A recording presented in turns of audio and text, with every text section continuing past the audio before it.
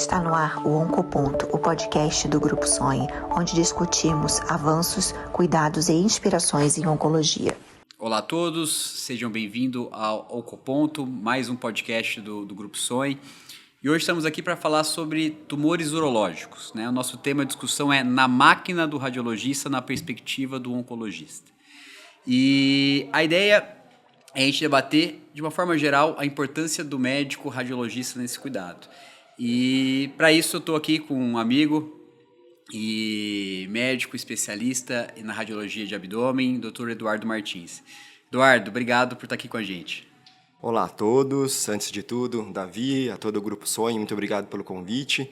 Eu fico muito feliz de participar por diversos motivos, especialmente porque o Davi já antecipou, eu considero um grande amigo da época de faculdade, pelo fato também que é uma pessoa que eu admiro muito pelo conhecimento técnico e pelo todo o engajamento que ele tem aí, sempre em todo o cuidado ali da linha do paciente. Eduardo, então vamos lá, né? Eu acho que quando a gente fala em tumores urológicos, a gente podia ficar aqui o dia inteiro falando e a gente não ia conseguir finalizar o assunto. Então, acho que para a gente ter um direcionamento de discussão, né, vamos dividir em 3 tumores para a gente conversar um pouquinho sobre câncer de próstata, câncer de bexiga e câncer de rim, né?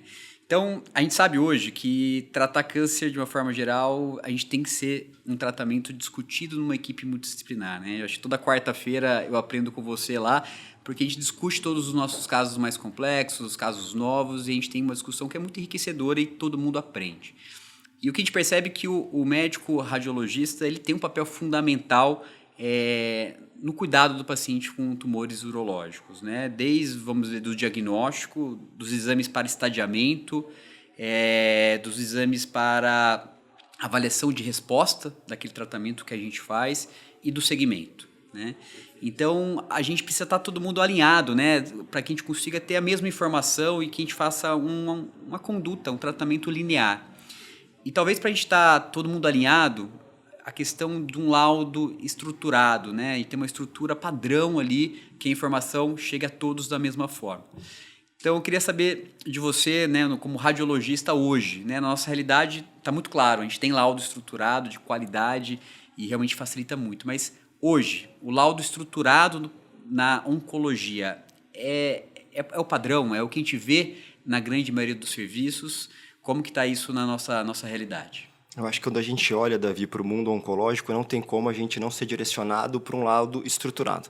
Pelo fato de que eu acho que o radiologista ele tem que ser muito assertivo na sua resposta final para o oncologista.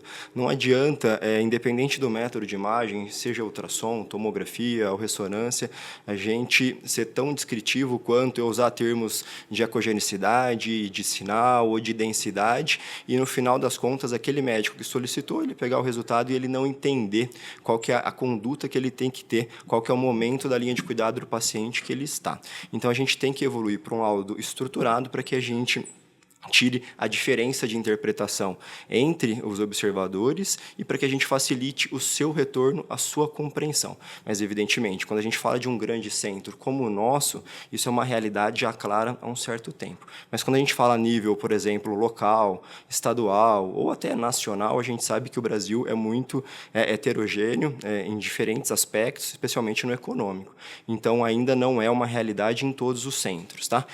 E até pelo fato de que os grandes centros é que permite, olhando para a minha especialidade especificamente, que o médico radiologista ele tem uma subespecialidade, uma área de atuação. Quando a gente fala de padronizações, a gente está falando de atualizações frequentes. Então, não adianta a gente achar que o que a gente fazia na época da faculdade ou da residência é aquilo que perpetua até hoje, o que não é o caso. Então, quando a gente fala de categorização oncológica, a gente tem que ser sempre uma pessoa que está atualizada, aquela que busca conhecimento na sua subespecialidade para conseguir te trazer aquilo que tem mais de novo, aquilo que a gente está em constante atualização. Então, é uma realidade nos grandes centros, mas a nível Brasil ainda não. É claro que isso vai evoluir ao longo do tempo, mas eu não vejo um outro caminho que não seja esse para que a gente contribua aí da forma mais adequada na linha de cuidado do paciente. Perfeito. Então, o Eduardo comentou bem a importância do laudo estruturado. Então, acho que agora a gente vai partir da discussão que a gente já tem os laudos estruturados, que a gente tem a melhor evidência para montar aquele laudo, né? Então, a gente quer passar agora para todos que estão nos escutando o que seria talvez os exames mais importantes, mas como que seria um laudo adequado para cada indicação que a gente vai discutir aqui. Então, Eduardo, vamos agora já entrar nos temas. Vamos falar primeiro, talvez, né, dos tumores mais importantes que a gente tem, que é o câncer de próstata. E eu falo mais importante porque ele é o tumor mais frequente nos homens, né? Então, só por aí a gente já sabe da importância. A gente sabe que é um tumor que vem aumentando, a população vem envelhecendo e a gente vê um número maior de casos, tanto pelo envelhecimento, como também a gente viu isso pelos métodos de rastreamento. E na oncologia, o câncer de próstata é impressionante o quanto isso evoluiu em questão de tratamento. Mas o ideal é a gente tratar, a gente quer fazer ali o diagnóstico inicial e a gente quer fazer o melhor tratamento. E para que a gente consiga fazer isso, o melhor tratamento lá no fim do cuidado, a gente tem que ter um começo adequado. E esse começo adequado vem principalmente da avaliação inicial do médico radiologista. E a gente sabe hoje da importância da ressonância para o câncer de próstata, né, em vários cenários.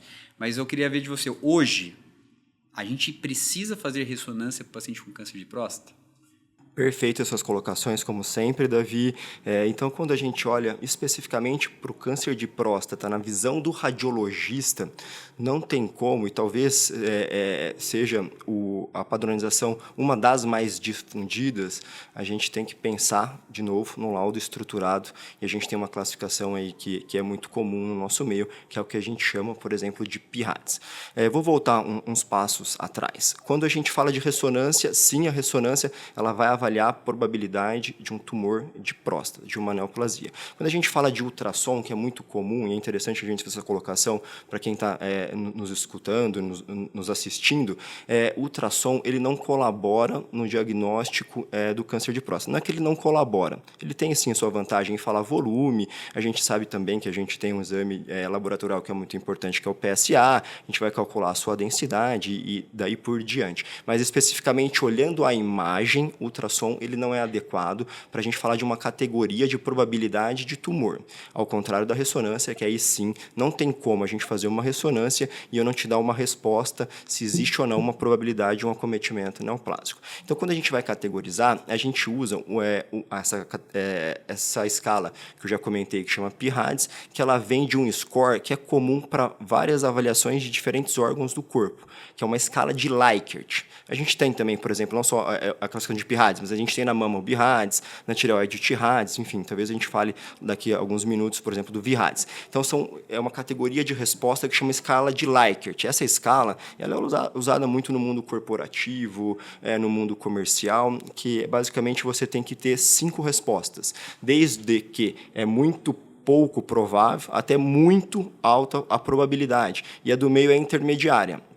Tá, então, quem recebe um laudo, não adianta, então eu recebi um laudo, eu estou categorizado como uma classificação PIRADS, por exemplo, então eu tenho um tumor? Não, é que existe uma probabilidade de ter, existe probabilidades praticamente nula, que é o PIRADS 1, por exemplo. Então, seu laudo ele vem porque cabe a nós procurar algumas vezes um achado incidental, porque nem sempre, claro que a grande maioria das vezes vem com a indicação de um acometimento neoplásico, mas nem sempre pode ter probabilidade de acometimento infeccioso, entre outras possibilidades. Então, quando a gente olha neste contexto da ressonância de próstata, um laudo ele tem que sair com essa categorização.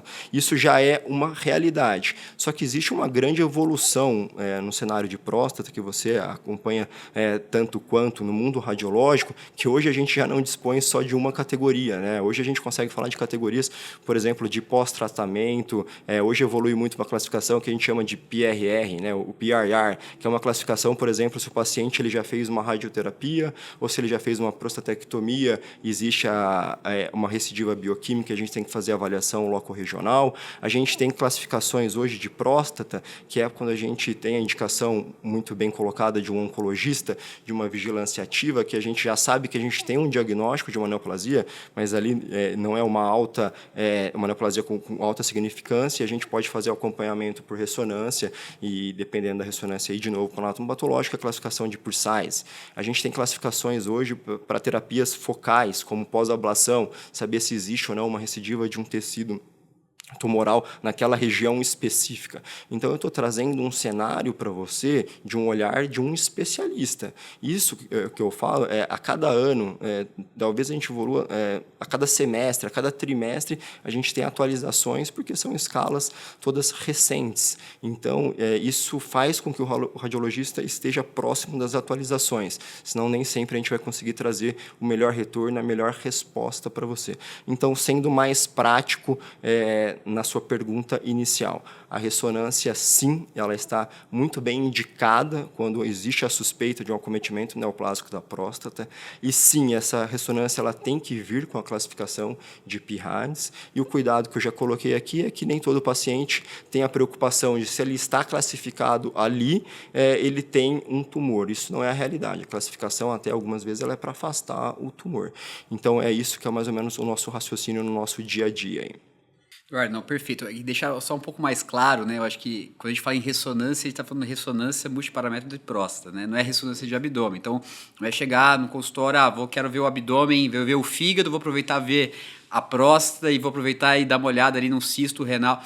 Então, é um exame direcionado para a próstata. Então, lembrar que o pedido, a gente tem que colocar a hipótese de diagnóstico, tem que descrever bem para o radiologista o que eu quero ver, né, para que seja um exame dedicado, né, para a gente consiga olhar realmente o que a gente quer ter mais informação concreta. E aí, Eduardo, acho que você falou bem das etapas em que a ressonância é importante. Então, a gente viu desde o diagnóstico, a avaliação de resposta, depois segmento. Você queria falar também que hoje, né, quando a gente fala em câncer de próstata, a gente tem um PET-PSMA, né, então uma nova tecnologia que chegou para estadiamento de doença, mas que não é excludente fazer PET-PSMA ressonância. A ressonância tem o seu papel real, que você como falou, mas são métodos complementares e as indicações são um pouquinho aí, cada momento tem suas vantagens, né? Então, acho que a gente não vai ter tempo para falar de PET-PSMA aqui, mas mostrar que a ressonância é fundamental, ainda mesmo nessa era do PET-PSMA.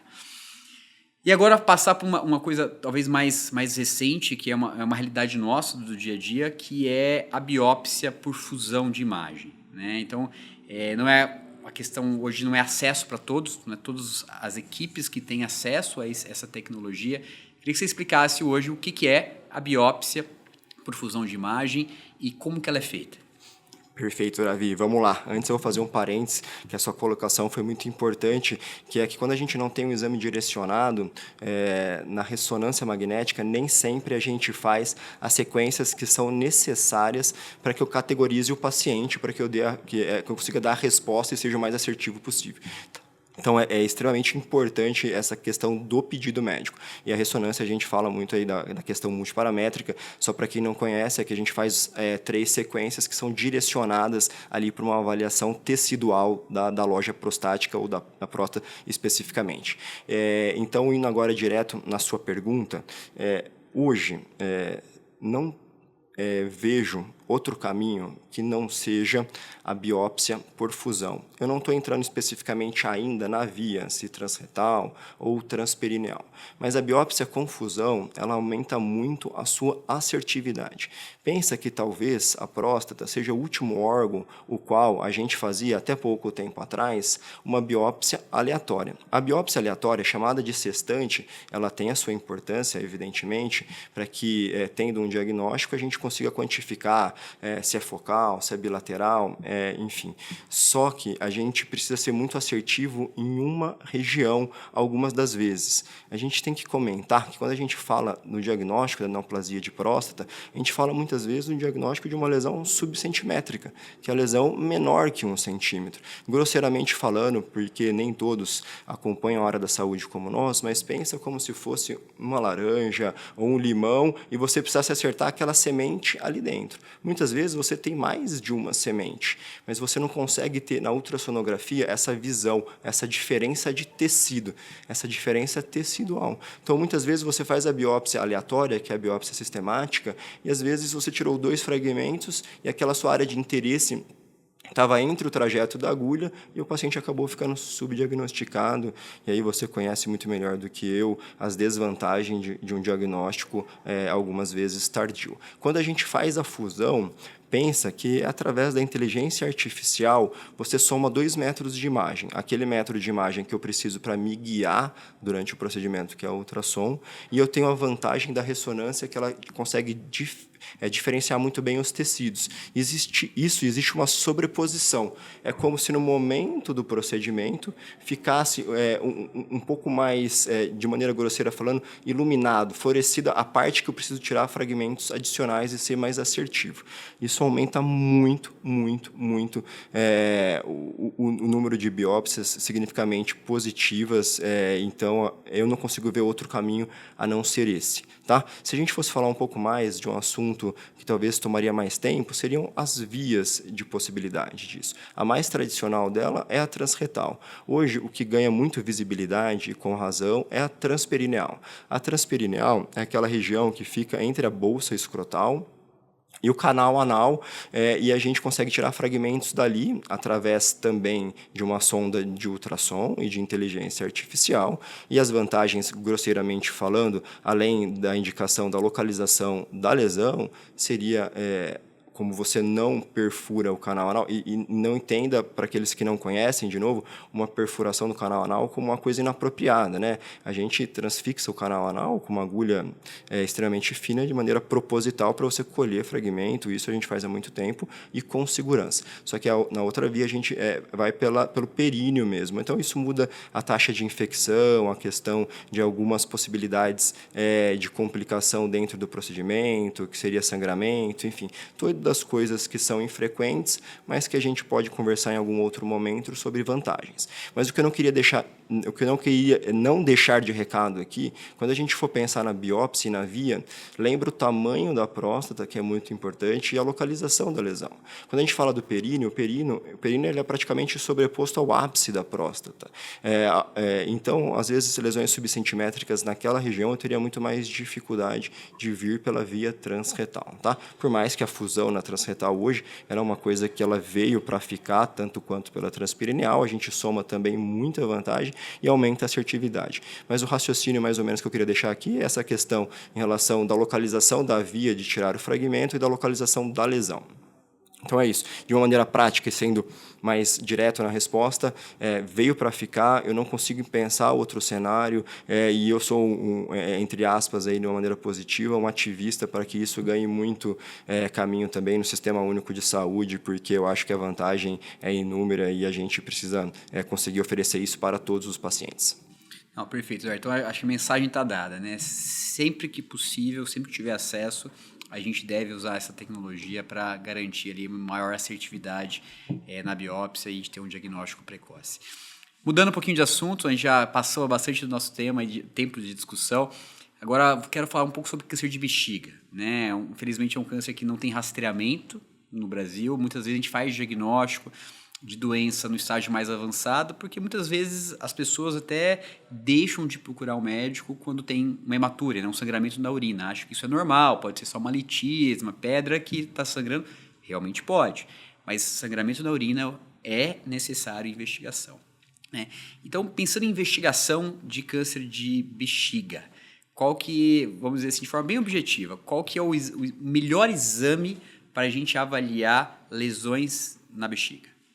Aí a gente tem 2 modelos de interpretação, Davi. Por exemplo, quando eu tenho dúvida se existe ou não o tumor, ou quando eu sei que existe e eu quero ver a sua extensão, especialmente quando a gente fala tanto da camada muscular na bexiga, o que é importante aí, seja uma das questões que é divisor de águas. Quando eu quero fazer o diagnóstico e esse paciente, por exemplo, ele está num pronto-socorro, ele está internado, por facilidade eu consigo fazer isso com segurança com uma urotomografia.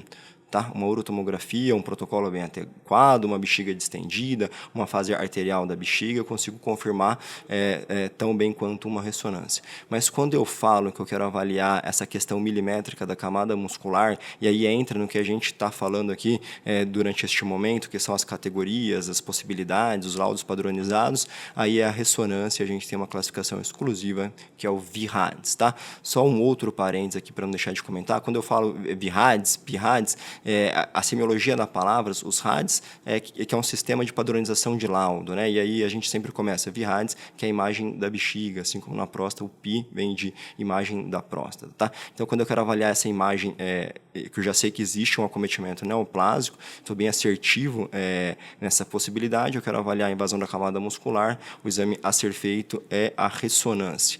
Mas ainda tenho que ganhar um espaço aí dentro das solicitações, que você sabe tão bem quanto eu, hein? Perfeito, Eduardo. Então, mudando agora para finalizar nossa discussão, vamos falar de forma bem breve sobre câncer de rim, né? Eu acho que talvez o câncer de rim é o tumor que mais frequentemente acha incidentalomas, né? Faz um exame para dar uma dor abdominal, sempre acha alguma lesão ali no rim, né? Desde cisto, mas lesões mais complexas, lesões que podem nos preocupar e necessária uma investigação. Então, hoje, né, assim, é mais para a população geral, qual que é a lesão renal que mais é frequentemente encontrada no exame de abdômen e qual que é a lesão que a gente merece prosseguir a investigação? Assim, existe uma classificação, igual a gente acabou de discutir, classificação para lesão de próstata, classificação para lesão de rim, de bexiga, qual que é a classificação que a gente utiliza para câncer de rim? Super legal, vamos lá, Davi. Então, quando a gente olha especificamente para o rim, isso a gente já faz muito bem e há mais tempo do que a gente faz na próstata e na bexiga, porque aqui a tomografia ela tem um espaço muito grande, tá? Um outro comentário adicional, a bexiga a gente demora para ganhar aceitação, especialmente no mundo urológico, pelo fato de que o urologista ele tem um acesso fácil na bexiga. Através de uma cistoscopia, ele entra lá e muitas das vezes faz o diagnóstico, uma ressecção, e talvez esse paciente demore um pouco mais para vir para a ressonância. Ao contrário da próstata, que a imagem os ajuda muito a direcionar o tratamento, e ao contrário também do rim, que a imagem direciona muito o tratamento. A gente não tem um RADS tão bem definido na avaliação de lesões incidentais renais, pelo fato de aqui a gente é muito assertivo em ser ou não ser uma neoplasia. Inclusive no rim, pelas suas características de imagem na tomografia, entenda características de imagem, quando a gente exclui o cisto, a gente exclui lesões benignas, que a gente consegue fazer isso com uma certa facilidade, através de avaliar uma região de interesse, né, que é a densidade da lesão e as suas características após o uso do contraste. Quando a gente define que é uma lesão sólida, além de falar para você, Davi, você está diante de um carcinoma de células renais, eu consigo falar o subtipo da lesão, são o subtipo células claras, papilíferas, entre outras possibilidades. Então, ali a gente não evoluiu muito para um RADS. A gente consegue ser muito assertivo mesmo entre a possibilidade não só do tipo, mas do subtipo histológico. Só que existem lesões que são borderlines, como você já trouxe muito bem, que a gente pode ter um pouco de dúvida, especialmente são aquelas lesões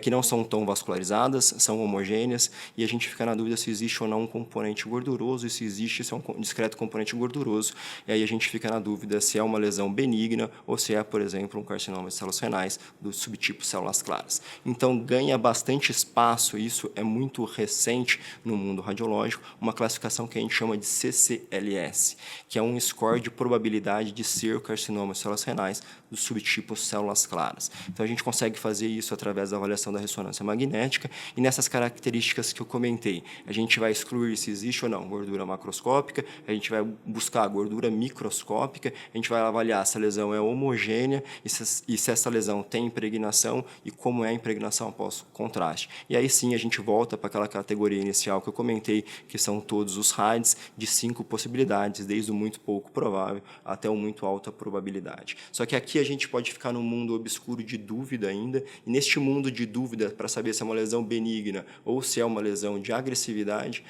ganha espaço também cada vez mais, procedimentos percutâneos, biópsias para a gente avaliar o histopatológico antes de ter uma conduta um pouco mais agressiva. No rim também é muito importante comentar que não é só tão importante quanto a gente chegar próximo da possibilidade do histopatológico, a gente tem que ser muito bem descritivo na localização da lesão, porque muda para o logista se é uma nodolectomia, uma nefrectomia parcial, ou se ele vai tirar o rim todo, enfim, qual que é a possibilidade que ele tem ali e ele se sentir mais confortável para ir armado para o intraoperatório. Eduardo, perfeito, a discussão aqui tá excelente, para ele ficar horas falando.